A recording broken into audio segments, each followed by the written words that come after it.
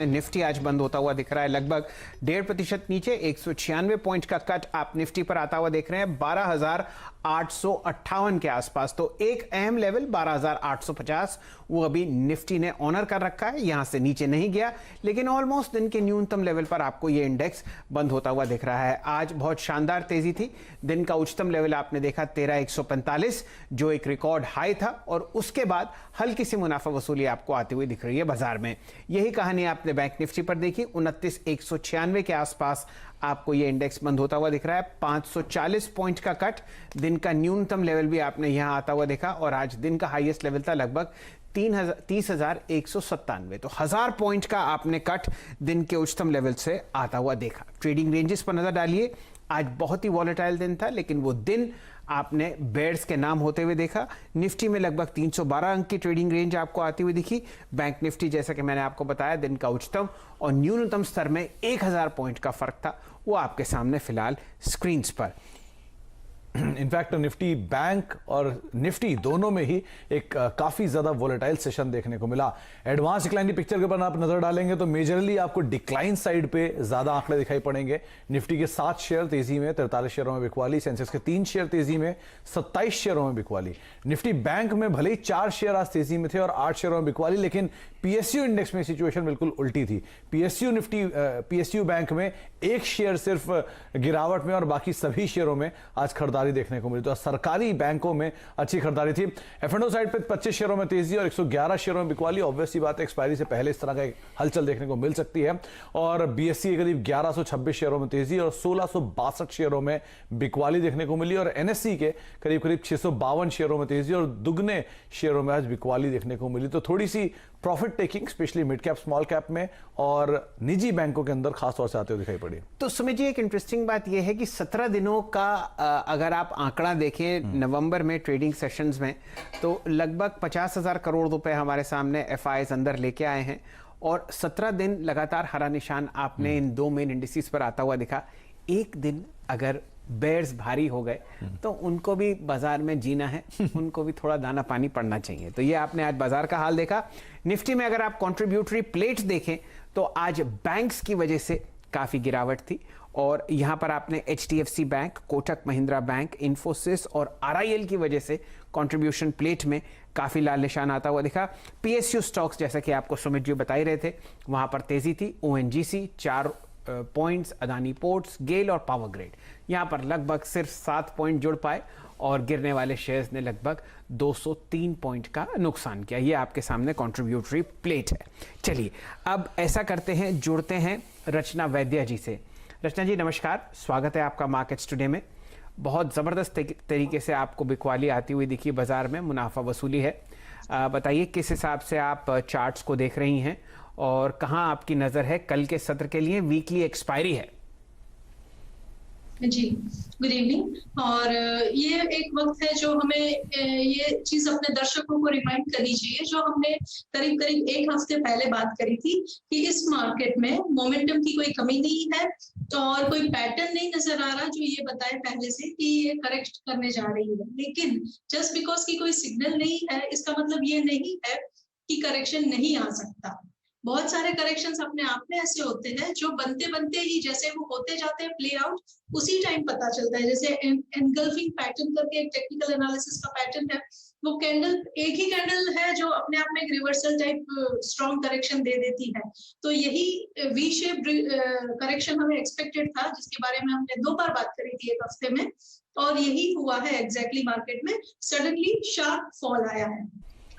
तो यही होता है रीजन कि जिसकी वजह से हम कहते हैं कि अगर आप पुराने पोजीशन होल्डर है तो ट्रेल करना मत भूलिए स्टॉप लॉसेस को, और अगर फ्रेश पोजीशंस ले रहे हैं तो आप डिप पे लेंगे, डिप पे खरीदारी करिए, तो आप सेफ रहेंगे और आपका रिस्क रिवॉर्ड आपके फेवर में रहेगा।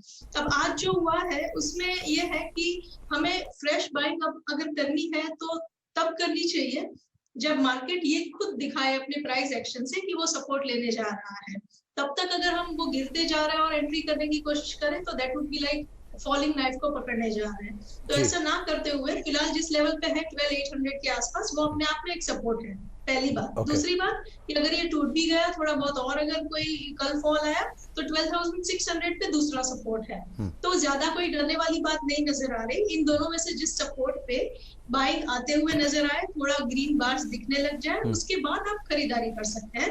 एंड डिपेंडिंग आप 800 पे करते हैं कि 600 पे करते हैं, दोनों में से जहां पे भी करते हैं वहां पे निफ्टी में आप करीब करीब 50 to 70 पॉइंट्स का स्टॉप लॉस लगा के चल सकते हैं। और उसके टारगेट्स जो आप रख सकते हैं करीब करीब 120 पॉइंट्स के रख सकते हैं जी। सिमिलरली अगर बैंक निफ्टी की बात करें तो उसमें दो सपोर्ट्स बनते हैं, 29,200 जिसके आसपास फिलहाल है वो अपने आप में एक सपोर्ट है, और अगर वो टूट भी गया तो 28,500 वो दूसरा सपोर्ट है। इन दोनों में से जहां पे भी मिले एंट्री वहां पे 150 पॉइंट का स्टॉप लॉस रख के करीब करीब 300 पॉइंट के टारगेट के लिए खेलना चाहिए। पहले जब आप एंट्री करें तो इंट्राडे के लिए लॉन्ग करें। बाय ऑन डिप्स ये रणनीति बताई है रचना जी ने आपको। आप निफ्टी और बैंक निफ्टी दोनों में कोई गिरावट देखते हैं तो 12,800 या फिर 12,600 इन लेवल्स के आसपास एक स्टॉप लॉस मेंटेन करके 50-60 पॉइंट का और 120 अंकों के टारगेट्स के लिए आप खरीदारी कर सकते हैं निफ्टी में।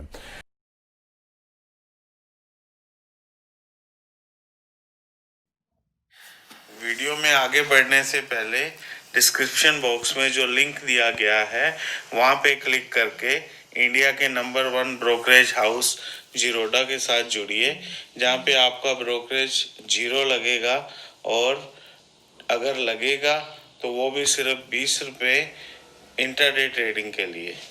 रचना जी, आपकी जो बाय ऑन डिप्स की आपने बात की, तो क्या कॉल्स भी तेजी की साइड पर हैं? जो आप इंडिविजुअल कॉल्स दे रही हैं, खरीदारी की है, बिकवाली की है?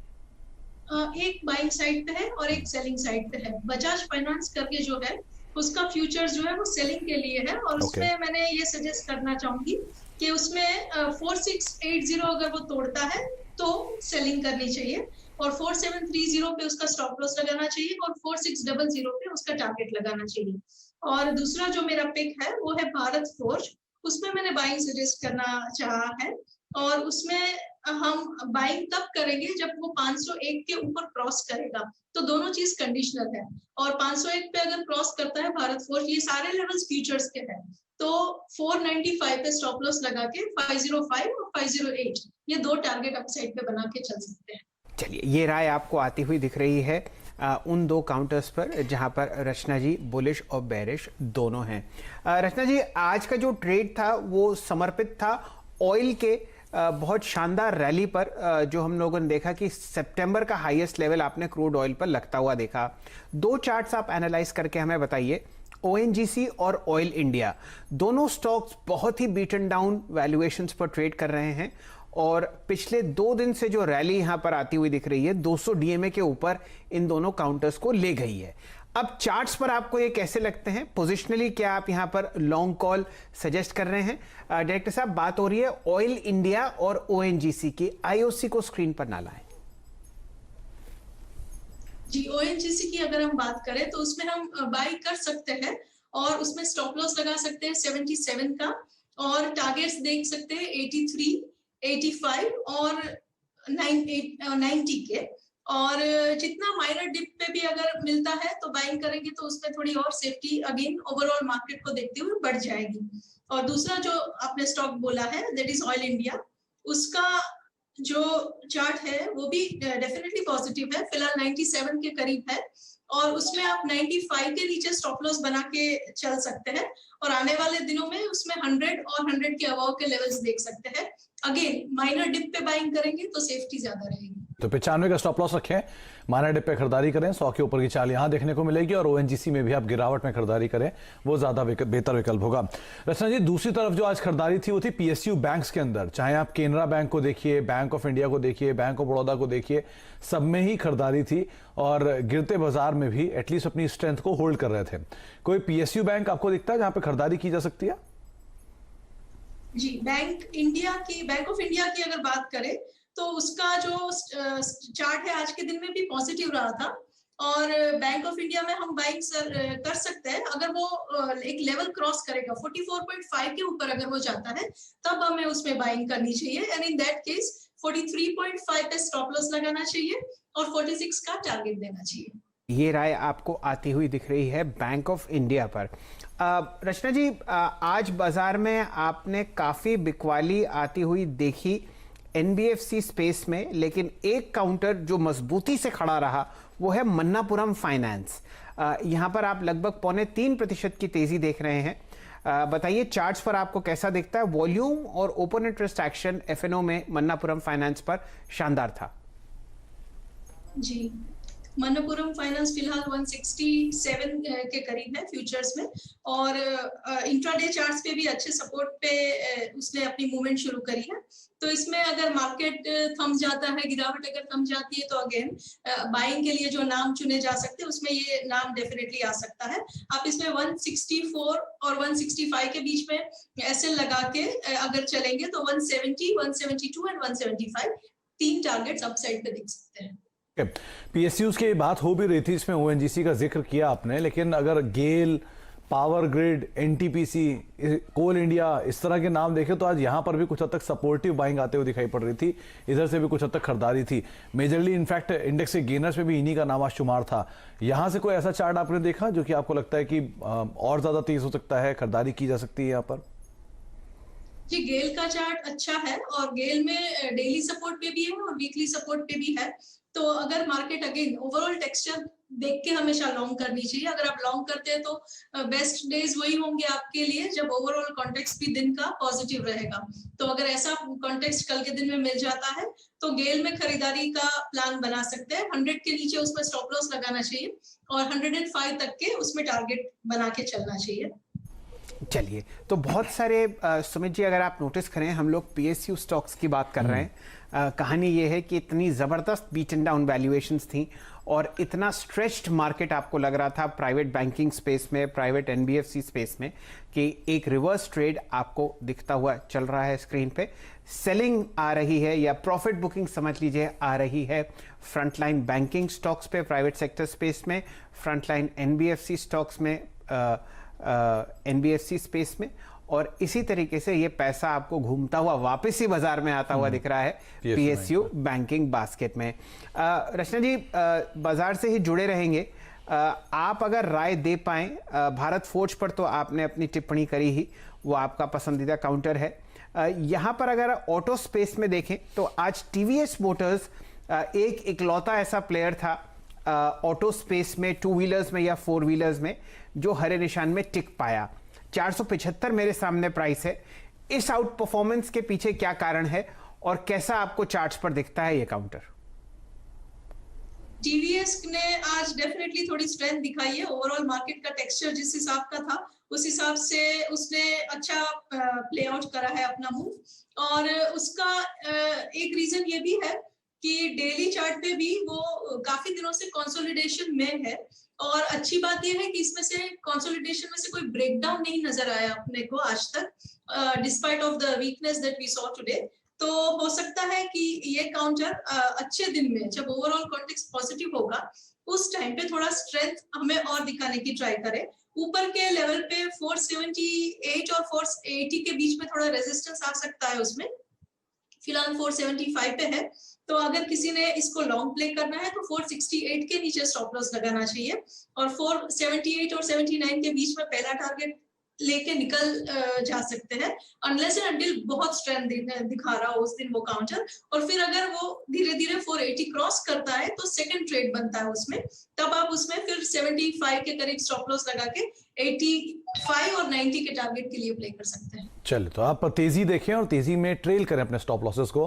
पहला टारगेट अचीव हो जाए तो 475 का एक स्टॉप लॉस लगा के अपनी पोजीशन को आप होल्ड कर सकते हैं। रचना जी, एक नाम देखिए जुबिलेंट फूड का। एक लगातार जोरदार तेजी और जोरदार तेजी के बाद आज जाके कुछ प्रॉफिट टेकिंग आई है। 4% का फॉल इसमें आज इंट्राडे में देखने को मिला। अब जिस तरह ये बंद हुआ है डे लो के आसपास और जिस तरह की तेजी इसने दिखाई है अपने रिकॉर्ड स्तरों के आसपास 2600 के, अब क्या लगता है कि थोड़ी प्रॉफिट टेकिंग और प्रिवेल करेगी या फिर वापस पुल बैक दिखाएगा ये? देखिए, जुबिलेंट फूड बहुत ही शानदार मूव दे चुका है बहुत दिनों में, और सबसे अच्छी बात यह है कि ये आजकल पॉपुलर बना हुआ है। तो जहां पे सबकी नजर है, जहां पे सबको इंटरेस्ट है, वहां पे फंड फ्लो बड़ी आसानी से बन जाता है। तो एक ये रीजन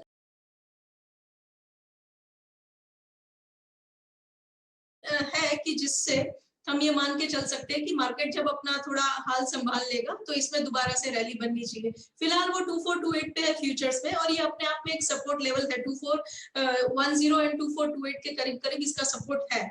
अगर हम ये मान के चले कि ये सपोर्ट होल्ड करेगा तो आप 2390 के नीचे स्टॉप लॉस बना के इसको प्ले करने की ट्राई करें तो 2450 और 2500 तक के लेवल्स इसमें उम्मीद कर सकते हैं। चलिए, ये राय आपको आती हुई दिख रही है जुबिलिएंट फूड्स पर, लेकिन समय एक छोटी सी ब्रेक का। ब्रेक के बाद हम लोग हाजिर होंगे यतिन जी के साथ। ब्रोकरेजेस में और खासकर डीलिंग रूम्स में उनकी स्पेशलाइजेशन है और वो आपको बताएंगे 2 या 3 ट्रेड्स जो आप लॉन्ग या शॉर्ट साइड पर ले सकते हैं कल, यानी कि मंथली एक्सपायरी के आखिरी दिन। जुड़े रहिए हमारे साथ।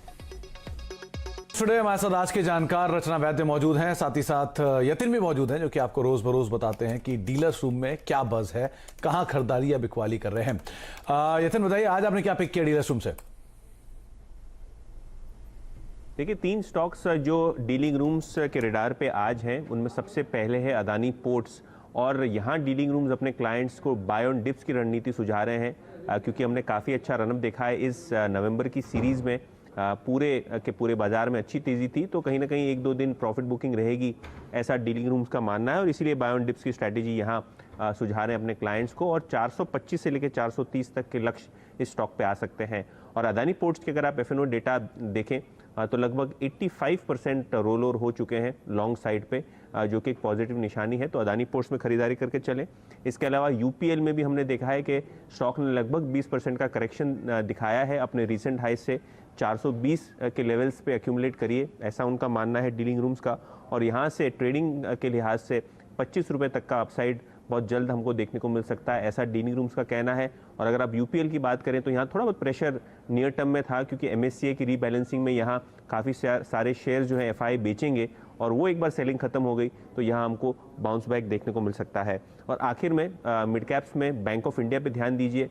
मार्केट में ऐसी बातें चालू है कि कहीं ना कहीं आगे चलते हुए सरकार एक बैंक रिकैपिटलाइजेशन प्लान लाएगा जो सरकारी बैंकों के लिए फ़ायदेमंद रहेगा। और आज सेक्टोरल इंडेक्सेस भी देखें तो एक ही सेक्टर का इंडेक्स ऊपर था, जो कि PSU बैंक का था NSE पे। तो कहीं ना कहीं आज अच्छी बाइंग हमको देखने को मिली बैंक ऑफ इंडिया में, जहाँ डीलिंग रूम्स को लगता है कि शॉर्ट टर्म में 10 से 15% तक का अपसाइड बन सकता है। रचना जी, आपके लिए प्रश्न है अदानी पोर्ट्स पर और UPL पर। चार्ट्स पर बताइए आपको क्या दिखता है ये स्टॉक पोजिशनली? अदानी पोर्ट्स की अगर हम बात करें तो उसमें अगेन माइनर डिप्स अगर मिलते हैं तो और सेफर एंट्री मिलेगी, लेकिन उसमें बाइंग हो सकती है। बेसिकली उसमें अगर आप बाइंग करते हैं तो आपने स्टॉप लॉस लगाना है 390 के नीचे, और आपको टारगेट इमीडिएटली जो देख सकते हैं 405 और 410 के उम्मीद कर सकते हैं। और जहां तक UPL की बात है तो उसमें थोड़ा मेरा डिफरेंट व्यू है। अभी हमने जो डिस्कशन किया उससे मुझे ये लग रहा है कि उसमें बाइंग आने से पहले उसने 421 का लेवल जो है वो सक्सेसफुली क्रॉस करके दिखाना पड़ेगा। मेरे हिसाब से अगर वो वहां पे थोड़ा फेल वगैरह होता है तो फिर दोबारा से सेलिंग जो है वो रिज्यूम हो सकती है। इन दैट केस हमें UPL में सेल करना चाहिए with a stop loss of around 424 और टारगेट ऑफ 410 एंड 407। तो हो सकता है थोड़ी और बिकवाली रहे, लेकिन ऊपरी स्तरों पर 421 अगर ये पार करता है तब इसमें तेजी देखने को मिलेगी UPL में। और अदानी पोर्ट तेजी के लिए क्लियर कट कॉल है। रचना जी यहाँ पर तेजी की ही राय दे रही हैं, और ब्रोकरेज हाउसेस के टारगेट्स भी 475 के आज सुबह की रिपोर्ट्स में आए थे, इसलिए आज शेयर हरे निशान में बंद होता हुआ दिखाई पड़ा बाजार की बिकवाली के बावजूद भी। 400-405 के टारगेट्स रचना जी की तरफ से आए हैं। बहुत बहुत शुक्रिया रचना जी हमारे साथ मौजूद रहने के लिए, बाजार पर सभी शेयरों पर बातचीत करने के लिए। यतिन आपका भी बहुत बहुत शुक्रिया। लेकिन जिन शेयरों पर बाजार पर अब तक बातचीत हुई वो आपको बताते हैं। रचना जी का मानना है कि आप खरीदारी करें किसी भी फॉल में, निफ्टी में कोई भी गिरावट मिले तो आप खरीदारी करें, निफ्टी बैंक में भी गिरावट में ही खरीदारी करें। उनकी जो खुद की 2 कॉल है उसमें बजाज फाइनेंस खरीदारी के लिए 4600 रुपये के टारगेट्स के लिए, बजाज फाइनेंस इनफैक्ट बिकवाली कॉल है जिसमें आप 4600 के टारगेट देख सकते हैं। 4730 का स्टॉप लॉस मेंटेन करें और भारत फोर्ज में आप खरीदारी कर सकते हैं। ONGC गेल 2 विकल्प जहां पर आप तेजी देख सकते हैं 83 रुपये के टारगेट्स के लिए ONGC, और गेल 100 रुपये के ऊपर तक की चाल दिखा सकता है। 100 रुपये का स्टॉप लॉस यहाँ पर आप जरूर मेंटेन करें। TVS और बैंक ऑफ इंडिया 2 और नाम जहां पर आप खरीदारी देख सकते हैं। 90 रुपये टारगेट्स के लिए TVS को देखें, और बैंक ऑफ इंडिया 46 रुपये के टारगेट्स के लिए खरीदारी करें। 4350 का एक स्टॉप लॉस यहाँ पर मेंटेन करके चलने की राय दी जा रही है। तो फिलहाल अब मार्केट टुडे में इतना ही, लेकिन एक्सपायरी का दिन है तो आप ध्यान से संभल कर एक वोलेटाइल सेशन की उम्मीद लगा सकते हैं, इसलिए स्टॉप लॉसेस को स्ट्रिक्टली फॉलो करिए।